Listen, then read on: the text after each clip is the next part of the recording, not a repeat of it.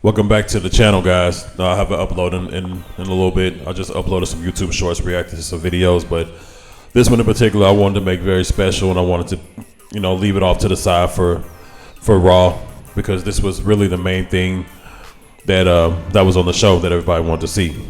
Go over John Cena's promo. I'm just going to give my thoughts on it, for the simple fact of we've been waiting for this for a long time, especially 3 weeks after the Elimination Chamber. And so he starts off by saying, when someone is properly grounded in life, they shouldn't have to look outside of themselves for approval. You are making it so easy for me. For 25 years, I've been the victim, okay? I've been the victim of an abusive relationship. And it's really interesting that he said that, because it's true to an extent. But of course, being in a relationship, if you are in a relationship, I'm married, you only put up with so much in that relationship before you actually do something about it. And he kept saying 25 years. Well, it took you 25 years to finally break up with the WWE Universe. The crowd boos him, but Cena says they've lost their time to talk. Cena says the crowd is abusive and hurtful. They've bullied him into being their damn puppet and expected him to do it with a smile on his face. The thing of it is, he chose to do it that way. He had the opportunity to turn heel back in 2012, but he didn't. And everything he did, the crowd was back and forth. And that's the thing. We understand in wrestling and even in life, when you are the same, you're not evolving, you're not doing anything to be different. Yeah, it's going to get stale, it's going to get old, especially in the business that we're paying attention to, which is the WWE. That's just the way of the business. So, and another thing I want to say that I've always thought to myself is that John Cena, yeah, he's great, but at the time, especially when he was coming up, he wasn't the only guy. WWE, Vince McMahon made him the only guy, to win the championships the way he did. Now, of course, he was probably the most over, but that doesn't mean he was the most talented. At the time, you had JBL, you had Kurt Angle, you had Eddie Guerrero, you had Shawn Michaels.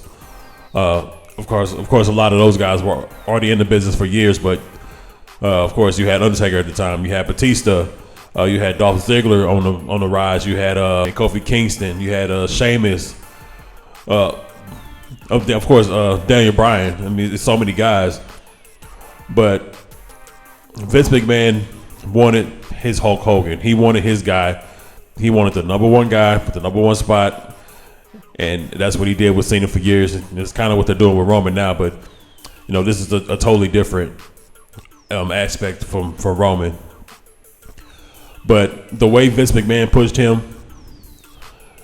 it got annoying. I even remember back in like 2006 and 7, that's when I started to feel the Cena train was just, it was getting ridiculous. Like damn, he winning everything. He the champion again. Well, and all he's doing is I mean, it got real popular online for the 5 moves of doom. It's just like, for some reason, it didn't really dawn on me until like I was watching Raw one day. I'm like, damn, he do that move all the time. Shoulder block, the twist out power bomb, you can't see me, and then the attitude adjustment. I didn't start to like Cena any less, but I was just like, yo, this sucks. Flat out, this sucks. Nope, I don't want to see. I don't want to see this dude every week. The fans are booing, and it just got ridiculous. But they wouldn't change him. I don't think he wanted to change. Each and every person in the crowd has been awful to him. It's been the same for 25 years. First of all, I don't know why Cena keeps saying 25 years.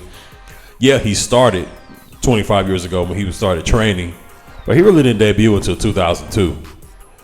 And then he became popular 2004, 2005. So we're looking at about 20 to 21 years. But aside from that, that was just being technical.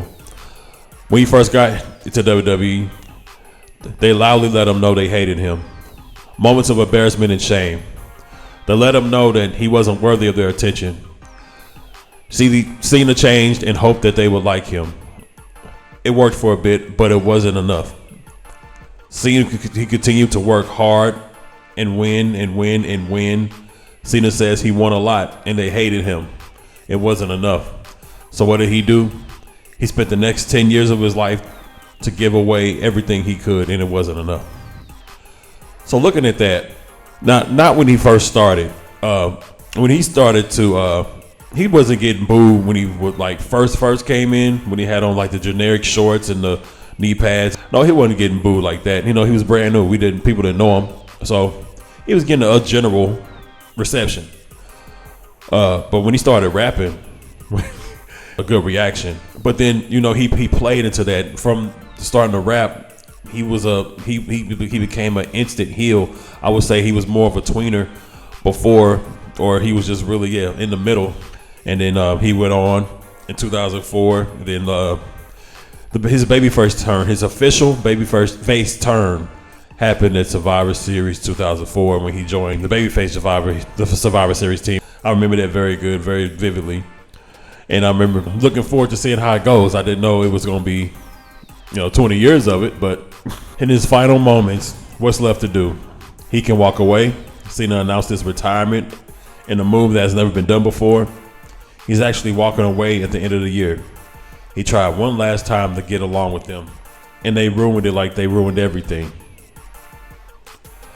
For 2 seconds, it was great, but then it wasn't enough. The crowd sings, nah, hey, goodbye, right?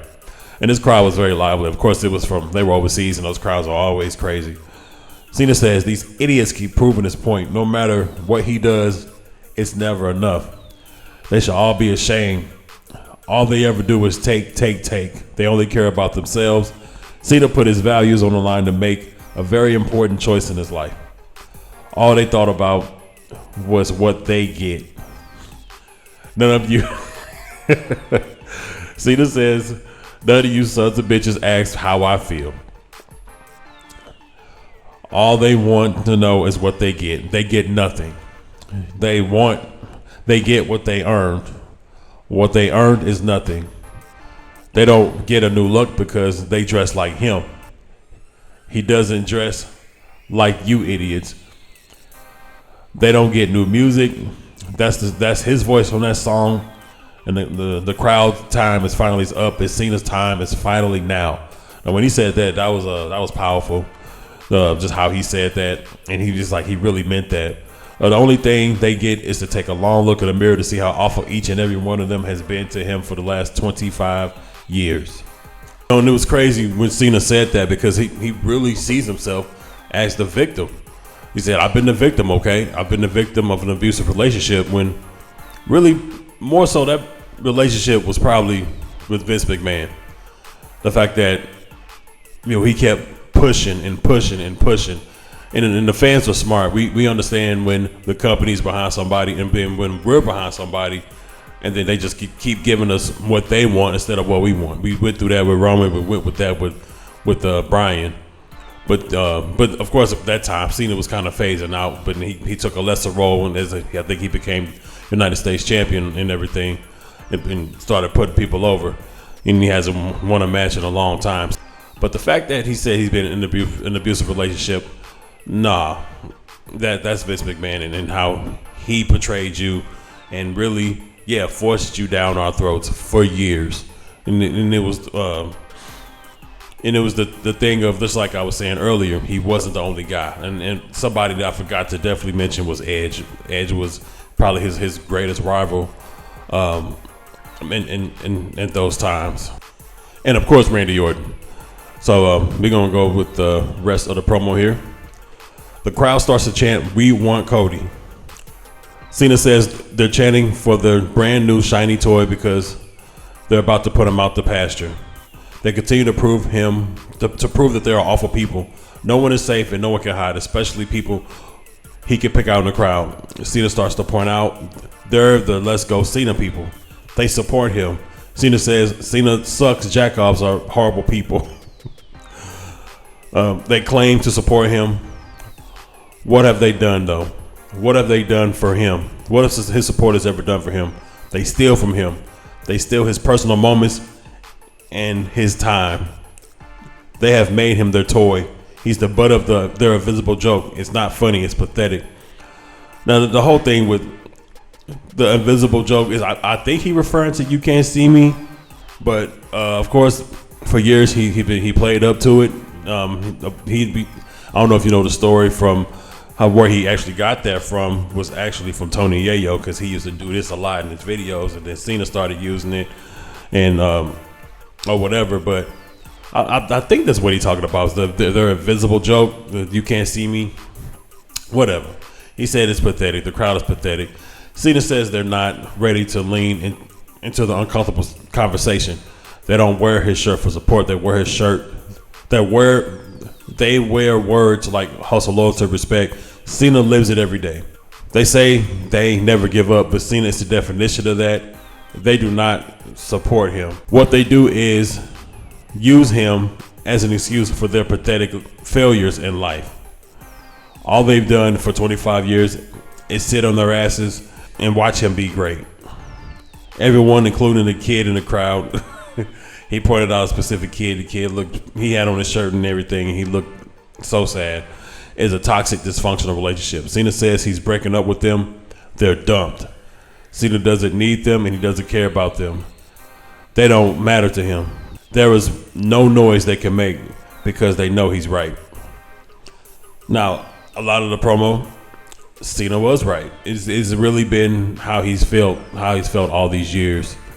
To being the guy and really not being able to blow off the steam that he probably really needed. Of course, he's a performer, but when the crowd reacts to you in a certain way and you're forced to be another way, yeah, that's probably gonna bother you.